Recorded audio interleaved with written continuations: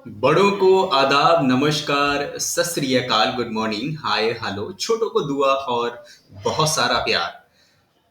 आप सभी का स्वागत है सेवरेज के इस यूट्यूब चैनल पे जो आप सभी के लिए इंफॉर्मेटिव नॉलेज और काफ़ी हेल्पफुल रहती है। इस वीडियो के अंदर जो कंटेंट होता है आज, जैसे कि कल दिवाली था और दिवाली की सभी को तहे दिल से शुभकामनाएं। और दिवाली में सभी से रिक्वेस्ट था, सेंट्रल गवर्नमेंट का भी और स्टेट गवर्नमेंट का भी, कि आप पटाखे, मैं ये तो नहीं कह सकता हूँ कि मत फोड़ें, क्योंकि ये जो खुशियाँ जो पारंपरिक हमारी बहुत पहले से आती चली जा रही है, उसे रोक पाना मुश्किल होता है। तो मैं रोकने के लिए तो नहीं कहूँगा, बस थोड़ा सा संयम और थोड़ी समझदारी रखने की ज़रूरत है। आप पटाखे ज़रूर फोड़ें, थोड़ा सा कम फोड़ें, थोड़ा करें, खुशियाँ हैं। अगर आप 10 पटाखे फोड़ेंगे तब भी खुशियाँ उतनी ही ज़ाहिर होगी, और अगर आप एक पटाखे फोड़ेंगे तब भी खुशियाँ उतनी ज़ाहिर रहेगी। बहरहाल, जो मिठाइयों की बात को लेके थी, तो मिठाइयों में थोड़ी सजगता रख लें। और इस टाइम जैसे कोविड का काफ़ी मार, और सभी लोग इस पूरे देश में जो महामारी चल रही है, उन सब में आप सभी का सहयोग करना होगा। और सब लोग सोशल डिस्टेंसिंग का खास ख्याल रखें। मास्क पहने अगर घर से बाहर निकले तो, और ज़्यादा ज़रूरी होने पे ही घर से बाहर निकले। और आप सभी के घर में जो बुजुर्ग हैं, बच्चे हैं, उन सीनियर सिटीजन्स एंड किड्स, उन सब का अच्छे से ख्याल रखें, और उनको ज़्यादा केयर करने की ज़रूरत है। और मौसम भी ऐसा हो रहा है, ठंड का टाइम, तो बिकॉज सीजनली थोड़ा मौसम चेंज हो रहा है, तो थोड़े बहुत तबीयत भी इसके मुताबिक चेंज होता रहता है। सो ये रही तो थोड़ी टिप्स। और अब बात करेंगे इस वीडियो के अंदर कि जितनी भी सीएससी वीएलई हैं, और जो वीएलई रजिस्टर्ड हैं as a CSC VLE digital Seva portal पे, तो अभी एक न्यू सर्विस कुछ टाइम पहले लॉन्च हुई थी, जिसे कहते हैं एलआईसी माइक्रो प्लान। एलआईसी की एक प्रीमियम थी, और इस प्रीमियम को कैसे करना है और कौन लोग कर सकते हैं और कौन नहीं कर पाएंगे। तो ये डैशबोर्ड पे आपको डिजिटल सेवा पोर्टल का ये पेज ओपन है टैब। तो इसमें आज बात करेंगे ये कि जो डिजिटल सेवा पोर्टल पे यानी सीसी की तरफ से जो एलआईसी माइक्रो इंश्योरेंस प्लान है, उसमें तीन कैटेगरी के प्लान्स हैं, जीवन और लक्ष्मी, और दूसरा माइक्रो प्लान, बचत प्लान। ठीक। तो इसमें देखो, इस वीडियो पे, चैनल पे जब कोई वीडियो आता है, तो सबसे पहले एकदम से कोई सर्विस लॉन्च हो, एकदम से नहीं, उसके बारे में कुछ चीज़ें पता होनी चाहिए। प्रैक्टिकली टीम उसे वेरीफाई करती है, और उसके बाद जब वो लगता है कि आप सभी तक वो इन्फॉर्मेशन, उसकी कमियां, उसकी खूबियां, उसकी बेनिफिट्स और जो भी चीज़ें हैं, वो आप तक अच्छे से पहुंचाई जा सके। सो स्टार्ट करते हैं और जानते हैं इसके बारे में कि एलआईसी का जो माइक्रो प्लान है डिजिटल सेवा पोर्टल पे, तो वो वही सीएससी वैली के पास डिजिटल सेवा पोर्टल पे एनेबल होगा, जिनके पास या तो इंश्योरेंस का रैप का आरएपी, रैप का इंश्योरेंस का एक सर्टिफिकेट होता है जो आईआरडीए से मिला होगा, या फिर जिन्होंने वैली इंश्योरेंस का एग्जाम दिया था, या जिन्होंने इंश्योरेंस के डिजिटल सेवा पोर्टल से इंश्योरेंस के पोर्टल पे रजिस्ट्रेशन किया था, चाहे वो वैली इंश्योरेंस हो या फिर रैप। तो ये अगर दोनों रजिस्टर्ड हैं, तो दोनों के ही केस में आपका वीएलई इंश्योरेंस या फिर रैप रजिस्टर्ड जो है वीएलई, उन दोनों का ही ये एनेबल रहेगा। और एलआईसी का जो ये प्लान है उसे बेच पाएंगे, और एलआईसी का जो प्लान है उसे सेल सिर्फ वो नहीं कर पाएंगे जिनके पास रैप या फिर वीएलई इंश्योरेंस का सर्टिफिकेट नहीं है। तो वो, या फिर उनके डिजिटल सेवा पोर्टल पे ये सर्विस लाइव नहीं होगी, और लाइव होगी तो एनेबल नहीं रहेगा, यानी कि वो इस पे वॉक नहीं कर पाएंगे। तो इसमें कुछ बातें जानेंगे जिससे हमें पता चलेगा। तो बैकएंड टीम ने जब इस पे वेरीफाई किया, तो पता लगा कि जो सबसे प्लान आ रहा है, अभी हमने 25 से 30 साल की उम्र में दो कस्टमर्स का हमारे टीम ने एक टेस्ट करने के लिए किया था, एलआईसी का माइक्रो बचत प्लान का, लक्ष्मी। तो उसमें पता चला कि एज के हिसाब से, और जो अकॉर्डिंग टू उनकी प्रीमियम आई थी, वो 157 आया था, यानी 25 से 30 के बीच में। तो दोनों जो क्लाइंट थे वो 25 से 30 के बीच में थे, तो दोनों का जो प्रीमियम आया वो 157 आया था। और वो उसमें एक बहुत अच्छी खास बेनिफिट है कि जब आप डिजिटल सेवा पोर्टल से एलआईसी का ये प्लान जो आप सेल करते हैं, इसमें थोड़ा सा स्टार्टिंग ऑफ फर्स्ट टाइम जो सीसी वेली काम कर रहे हैं एलआईसी में, जिन्होंने कभी काम नहीं किया था, उनके लिए थोड़ी सी प्रॉब्लम होगी कि उसे कैसे जेनरेट करना है, एसएसआईडी कैसे जेनरेट करनी है, फिर डॉक्यूमेंटेशन को अपलोड करना है। तो ये सारी चीजें थोड़ा सा लॉन्ग रहेगी। और दो चीज है कि अगर डिजिटल सेवा पोर्टल में काफी टाइम पहले सीसी ने जब ये अनाउंस किया था कि डिजिटल सेवा पोर्टल को जब आप लॉगिन करें तो क्रोम में ना करें। क्रोम में कुछ टीएलएस यानी सिक्योरिटी रीजन की वजह से बहुत सारे वेलीज का पेमेंट जो होता था वो फेल हो जाता था, चाहे वो वॉलेट में पेमेंट अपलोड करने की बात हो या फिर डिजिटल सेवा पोर्टल से किसी भी सर्विस को परचेज बाई करने के लिए जो पेमेंट की जाता थी दिया जाता था, या डिजिटल सेवा पोर्टल के जो सीसी पेमेंट गेटवे से, तो वहां से पेमेंट डेबिट होने के बाद वो एरर हो जाता था। ठीक है। और तो इसलिए सीसी ने बोला कि आप सीसी को जो डिजिटल सेवा पोर्टल है उसे गूगल क्रोम में कोई ट्रांजेक्शन करने की बजाय आप इसे मोजिला फायरफॉक्स पे करें। Mozilla Firefox latest version updated. ठीक है।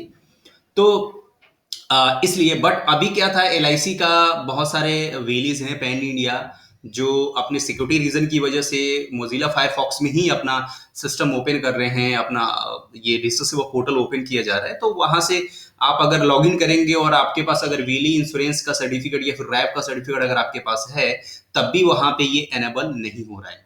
तो पता चला, बैकएंड टीम ने जब वॉक की तो पता चला ये क्रोम पे अगर हम इसे ओपन करते हैं तो वो शो हो जाता है। तो चलिए मैं आपको लॉगिन करके दिखा देता हूँ। ये वेली का डैशबोर्ड है, उनकी परमिशन की लेकर, और ये इनके लिए एक इंफॉर्मेटिक बताया गया था कि आप सभी को थोड़ा अवेयरनेस हो सके। तो लॉगिन क्लिक करें सिंपली, जैसे वेली करते हैं आपका डिजिटल सेवा पोर्टल ऐसे लॉगिन हो जाएगा।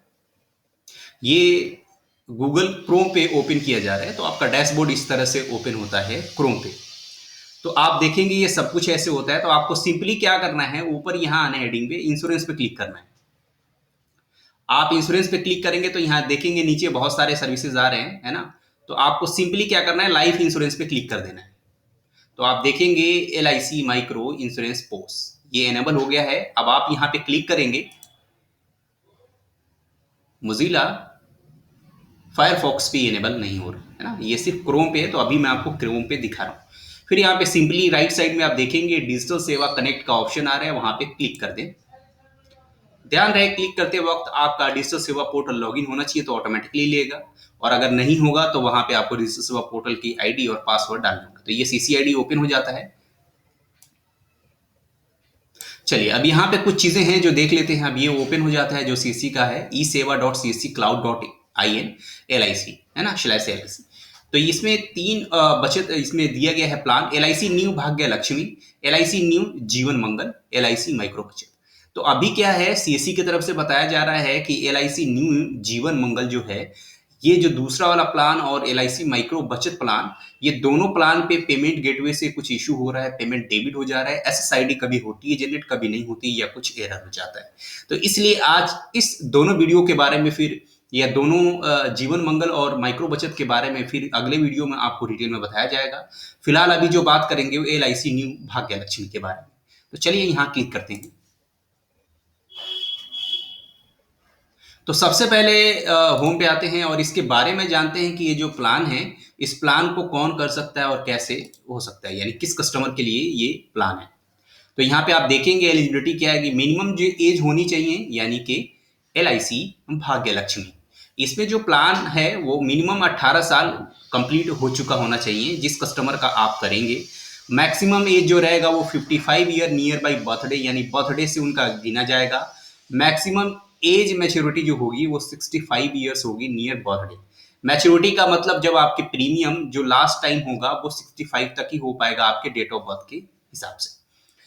मिनिमम जो प्रीमियम पेइंग होगा फॉर्म कम से कम आपके 5 साल के लिए इसे कर सकते हैं, और इसका पेइंग टर्म जो है वो 13 ईयर्स के लिए, 5 ईयर मिनिमम और 13 ईयर मैक्सिमम। बट ये जो प्लान जनरेट किया गया था डिजिटल सेवा पोर्टल से, तो वहां जो इनका प्रपोजल फॉर्म डाउनलोड हुआ था उसमें 15 ईयर्स ऑटोमेटिकली आया था, जबकि टीम ने 13 ईयर्स ही सिलेक्ट किया था। मिनिमम सम एश्योर्ड का मतलब होता है कि जो आप अमाउंट चाहते हैं आपके लास्ट, फाइनली आपके पॉलिसी के लास्ट टाइम तक, उस अमाउंट को अगर आप डालेंगे तो जो भी आपका अमाउंट आएगा तो उसकी मंथली, क्वार्टरली, हाफ ईयरली और ईयरली, ये आपके चारों ऑप्शन दिए गए हैं। आप जैसे चाहें वैसे ही इसे पे कर सकते हैं। मैक्सिमम सम एश्योर्ड 50,000 से ज़्यादा नहीं कर सकते हैं, 20,000 से कम नहीं किया जा सकता है और 50,000 से ज़्यादा नहीं किया जा सकता है फिलहाल इस प्लान के अंदर। बेनिफिट्स क्या क्या हैं इसके? ऑन ये लिखा है on the life assured death be before the civil maturity sum assured death. अगर डेथ वाले केस में है तो 7 टाइम ऑफ एनुअलाइज प्रीमियम या सम एश्योर्ड। सम एश्योर्ड का मतलब ये जो सम एश्योर्ड होता है आपने जो भी अमाउंट किया होगा उसका 105 यानी 105% of total premium paid up to the date of death, है ना। डेट ऑफ डेथ यानी जब उसकी मृत्यु का डेट टाइम होगा तो 105 of the total premium paid किया जाएगा आपको परसेंटेज में, ठीक है। The premium referred about the not include taxes and exemption if any. ये जो एक प्लान है इसमें खास बात है कि आप कोई भी इंश्योरेंस प्लान लेते हैं तो उसमें जीएसटी लगता है, बस इस प्लान के ऊपर जीएसटी नहीं लगता है, ये गवर्नमेंट ने इस पे छूट दे दी। मैच्योरिटी बेनिफिट इसमें लिखा है on the life assured serving in the stipulated date of the maturity sum assured the maturity shall be payable where sum assured the maturity is equal to 110% of total amount of premium payable during the term of the contract exemption premium and taxes if any। तो इसमें साफ साफ जो बातें हैं वो यही हैं कि आपकी जो प्रीमियम होगी वो डेथ पे आपको बेनिफिट्स मिल जाएगा। और की फीचर्स ये लिखा है कि life cover the low premium, ये सबसे कम प्रीमियम में आपको ये पैकेज दिया जा रहा है और ऐसे चाहें तो आप अपने हिसाब से जैसे चाहें वैसे पे कर सकते हैं, मंथली, हाफ ईयरली, क्वार्टरली और जिस भी तरीके से है। Policy holders interest about 2% of the tabular premium yearly. अगर आप सालाना करते हैं तो उसमें कुछ छूट मिल जाएगी, हाफ ईयरली करते हैं तो कुछ आपको छूट मिल जाएगी। लैप्स पॉलिसी जैसे कि एलआईसी में बहुत सारे वेलीज के साथ या बहुत सारे, मैं कस्टमर की बात करूंगा, जो भी पॉलिसी होल्डर थे वो अगर पॉलिसी को 3 इयर्स के लिए लेफ्ट कर देते थे तो उनका पॉलिसी लैप्स में चला जाता था और उससे हम उसे प्रॉपर उसके अमाउंट वगैरह कुछ भी एक्सेस नहीं कर पा रहे थे। बट अभी इस वाले जो केस में है वो ये है कि अगर आपका पॉलिसी किसी वजह से लैप्स हो जाता है या प्रीमियम जो आप कंटिन्यू कर रहे हैं वो नहीं कर पाते हैं तो इसमें साफ साफ लिखा हुआ है कि अगर आपकी पॉलिसी लैप्स हो जाती है तो आप उसे दोबारा से एक्टिव कर सकते हैं, वो 5 साल कंटिन्यूअस जो ईयर्स होता है उसके बीच। यानी कि सबसे खास बात है कि इस प्रीमियम के अंदर आपकी पॉलिसी अगर लैप्स हो जाती किसी वजह से 1-2 साल या 6 महीने आप जब भी कुछ करते हैं तो मैक्सिमम 5 साल के अंदर अगर होता है तब भी इसे आप एक्टिविटी में ले सकते हैं, ठीक है। तो ये एक बेनिफिट्स थी और इसका जो सबसे कम प्रीमियम आएगा वो आप ये मान के चले 100 रुपीज़ है, बट 100 रुपीज़ तो मैं नहीं बोलूँगा उससे ऊपर, क्योंकि अभी 2 पॉलिसियाँ जो हुई वो आप मान के चले 150 प्लस से स्टार्टिंग हो जाएगी आपकी प्रीमियम मंथली के हिसाब से।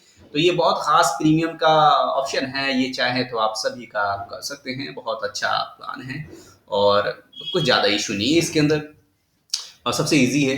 तो इसमें जो आप करेंगे तो आप सिंपली यहाँ पे भाग्य लक्ष्मी पे क्लिक करें तो आपका ये टैब ओपन हो जाएगा जिसमें आपको सिंपली कस्टमर का डेट ऑफ बर्थ सेलेक्ट करके एंटर कर देना है। यहाँ पे लिखा हुआ है do you have any defect physical या हैंडीकैप। तो अगर आपके कस्टमर कोई हैंडीकैप नहीं है या किसी तरह का सिगरेट या कोई बीड़ी तंबाकू नहीं करते हैं तो आप नो पे क्लिक कर दें, और अगर वो हैंडीकैप्ड हैं तो आप यस कर दें।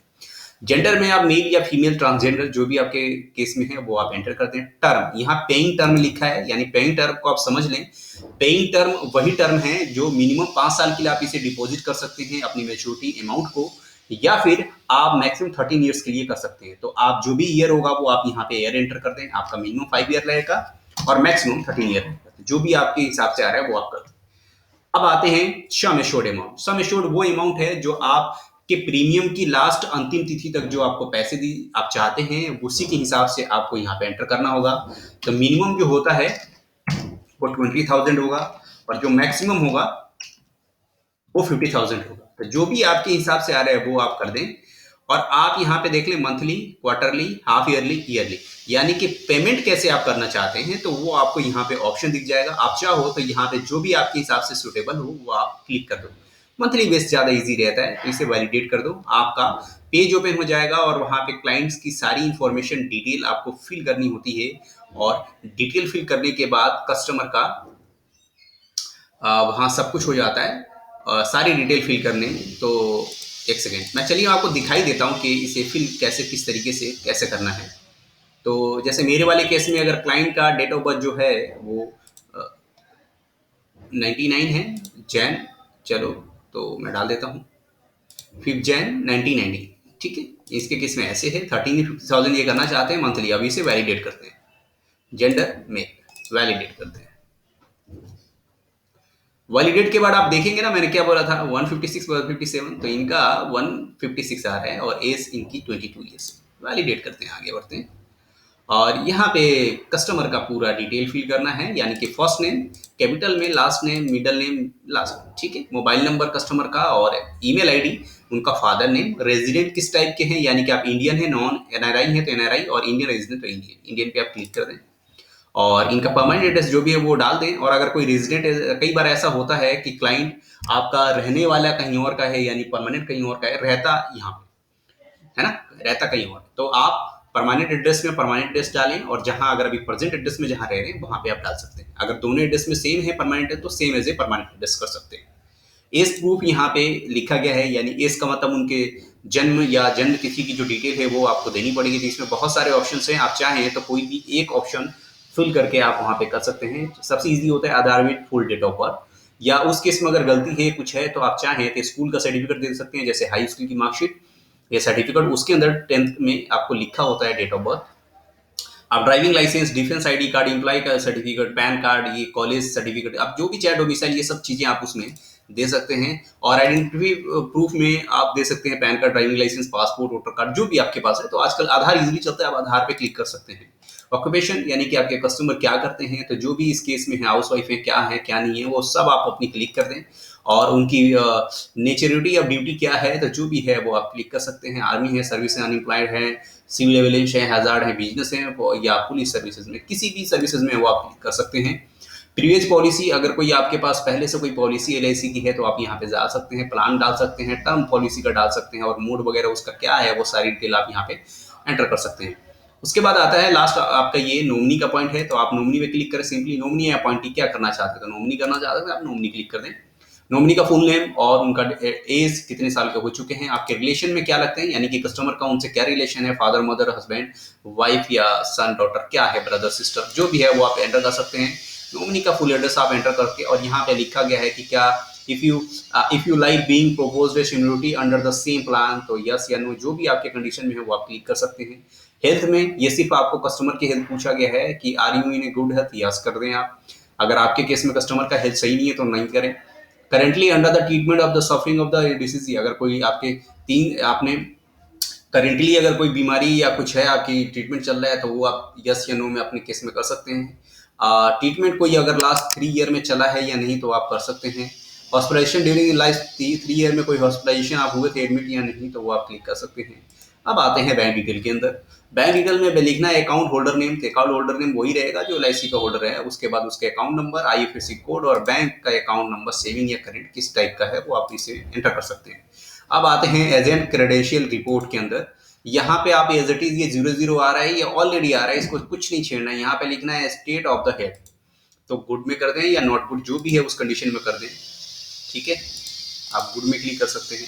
अब यहाँ आता है कि टाइम ऑफ द पीरियड, इसका LA time period in year, ये इसका मतलब ये है कि जिस भी पॉलिसी होल्डर का आप ये पॉलिसी कर रहे हैं, एलआईसी का जो बीमा कर रहे हैं, उसे आप यानी रियली एज एजेंट हैं आप, तो आप उस पर्सन को कितने सालों से जानते हैं, जो भी आपके कंडीशन में 1 साल 2 साल 4 साल 10 साल, जन्म जितने भी सालों का है वो आप यहाँ पे अपने केस में कर सकते हैं। जो भी 10 ईयर में डालें, 5 साल 10 साल 2 साल, जो भी आप जितने सालों से उससे जानते हैं, उसका आइडेंटिफिकेशन मार्क आपको खुद डिसाइड करना है। आपको देखना है कि उनके बॉडी पे कोई मार्क हो, जैसे ब्लैक मोल, कटवट का निशान, कुछ ऐसा चीज जो मिटे नहीं, जिस भी तरीके से वो आप यहाँ पे अपने केस में एंटर कर दें। उसके बाद आता है कि फिजिकल कोई इम्पेयरमेंट या हेयरिंग फिजिकल कुछ भी किसी तरह का कोई हो है तो आप उस केस में करते हैं। है तो यस करके आप उसकी डिटेल डालें, नहीं है तो नो करके उसकी कोई डिटेल डालने की जरूरत नहीं है।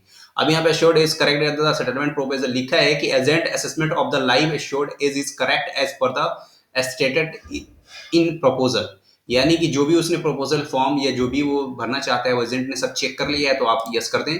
Do you have any knowledge his her having suffering from the illness of the, क्या आपको पता है कि कभी वो हॉस्पिटलाइजेशन हुआ है आपको, यानी कि आप एजेंट रियली आपको पता है कि जिस इंसान का, जिस पर्सन का आप कर रहे हैं उसका कभी कोई हॉस्पिटलाइजेशन या किसी भी तरह का कोई सफरिंग या बीमारी या किसी भी तरह का कुछ हो रहा है, तो आपके केस में यस है तो आप लिखें और उसकी डिटेल डालनी होगी, नहीं है तो नो कर दें। Whether agent recommended this proposal, agent ने ही रिकमेंडेड किया है इस प्रपोजल के लिए। वेदर एजेंट हैज एक्सप्लेन्ड और term and conditions to the agent, है ना। जो भी एजेंट का कंडीशन था एलआईसी का, एजेंट ने एक्सप्लेन कर दिया है कस्टमर्स को, तो यस कर दें। अब यहाँ पे I hereby declare that the, इस पे आप क्लिक करके प्रोसेस कर दें। प्रोसेस करेंगे तो सेम इसी तरह से ये टैब ओपन होगा और वो सारी चीज़ें डिटेल आपकी ओपन होगी। उसमें आप देख लें कोई डिटेल मिस तो नहीं हो रहा है, जो भी डिटेल मिस हो रही है उसे आप एंटर दोबारा से कर दें। प्रोसेस करेंगे तो आपको एक्सेस आईडी एक जनरेट हो जाएगी और आपका proposal form, access ID generate होने के बाद आपको पेमेंट करना होता है, जो भी इसका पेमेंट आपको शो हो रहा था 156 157, जो भी अमाउंट एज पर अमाउंट जो कैटेगरी आएगा वो आपको वहाँ पे एंटर कर देना होता है। पेमेंट करने के बाद आपको एक टैब ओपन होगा, उसके अंदर प्रपोजल फॉर्म डाउनलोड होता है और राइट साइड में प्रपोजल उसको अपलोड करना होता है। तो वही फॉर्म को आप डाउनलोड कर लें। डाउनलोड करने के बाद प्रिंट आउट करके कस्टमर का एक photo attest, photo right side के ऊपर की तरफ फॉर्म में कर लें। जहाँ जहाँ पे LIC का इंश्योर्ड पर्सन का आ रहा है वहाँ पे उसका साइन करवा लें, जो भी है इंश्योर्ड पर्सन, और उसका साइन कराने के बाद जहाँ एजेंट की साइन है वहाँ पे एजेंट की साइन कर लें और फाइनली उसे PDF में स्कैन करके रख लें। कस्टमर का जो भी आपने इसमें आइडेंटिटी या एड्रेस प्रूफ जो भी आपने डिटेल यहाँ पे मेंशन किया था, वो सब चीज़ें आप उसके अपना रख लें, उसके पास अपने पास स्कैन करके।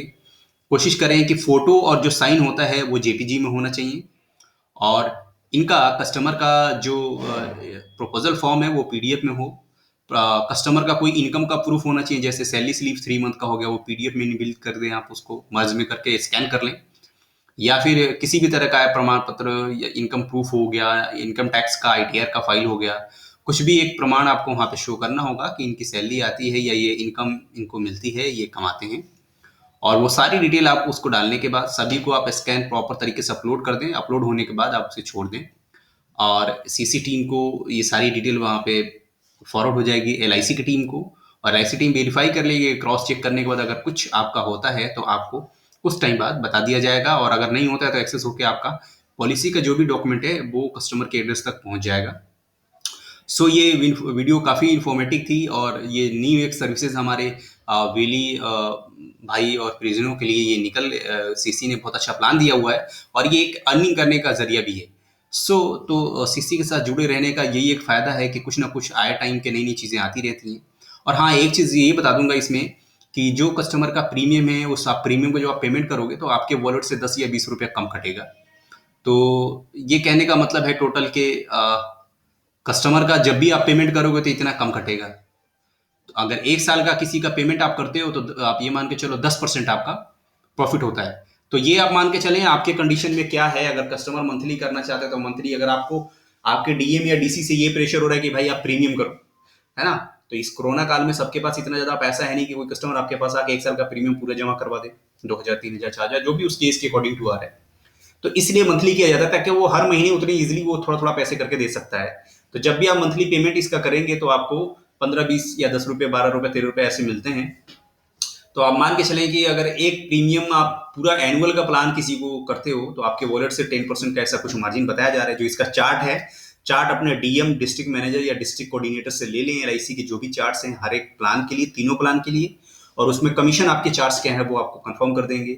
बिकॉज मंथली में आपको, मुझे लगता है कि जैसा अभी टीम ने जो किया है 2 पॉलिसीज को, उसमें 10 या 12 रुपए का इतने का डिफरेंस था जो प्रीमियम अमाउंट थी, और उसमें एक चार्ट था कि अगर आप एनुअल करते हैं तो 10% का कमीशन है। तो बेटर होगा कि मैं यही कहूंगा कि जो कस्टमर कर सकता है उसकी आप एनुअल कर दें तो ज़्यादा बेटर होगा। आपको कमीशन हैंड टू हैंड आपको 10% का कम अमाउंट वॉलेट से डेबिट होगा, तो आपको अमाउंट। एक खास बात है कि बाकी और इंश्योरेंस कंपनियां या ब्रोकिंग कंपनी जितनी भी हैं इंश्योरेंस से रिलेटेड, वो सब किसी को बनाती हैं तो वो 7 डेज 10 डेज 15 डेज या मंथली में वो पेमेंट करती हैं जो भी एजेंट का कमीशन होता है।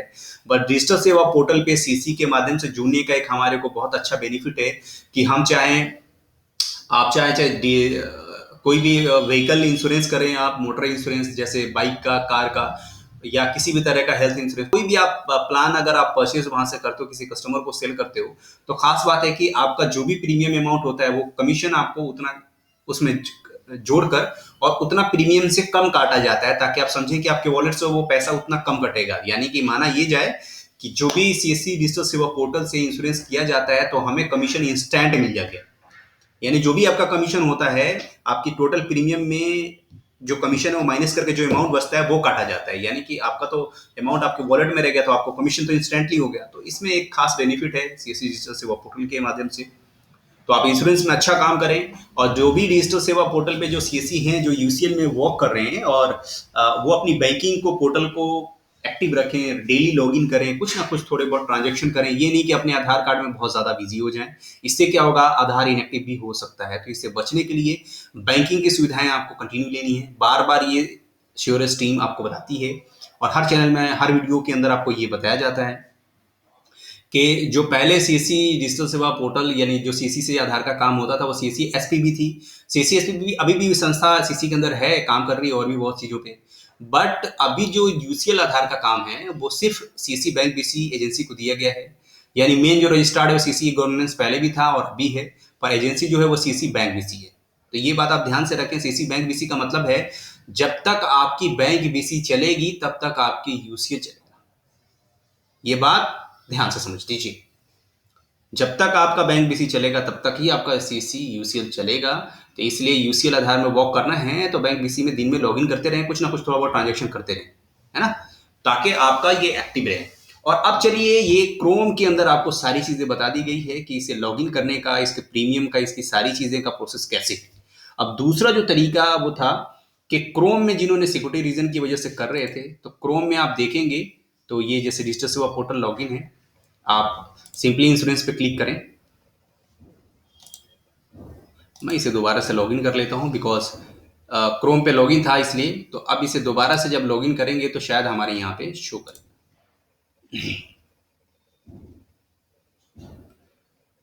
तो ये मैं मोजिला फायरफॉक्स पे अब दिखा रहा हूँ आपको। तो आप सिंपली यहाँ डैशबोर्ड पे जब आप आ जाएंगे तो आप यहाँ पे इंश्योरेंस का एक देखेंगे, आपको टैब यहाँ पे क्लिक करना होता है। आपको जब आप यहाँ क्लिक करेंगे तो आप देखेंगे नीचे लाइफ इंश्योरेंस, आप यहाँ पे क्लिक करें।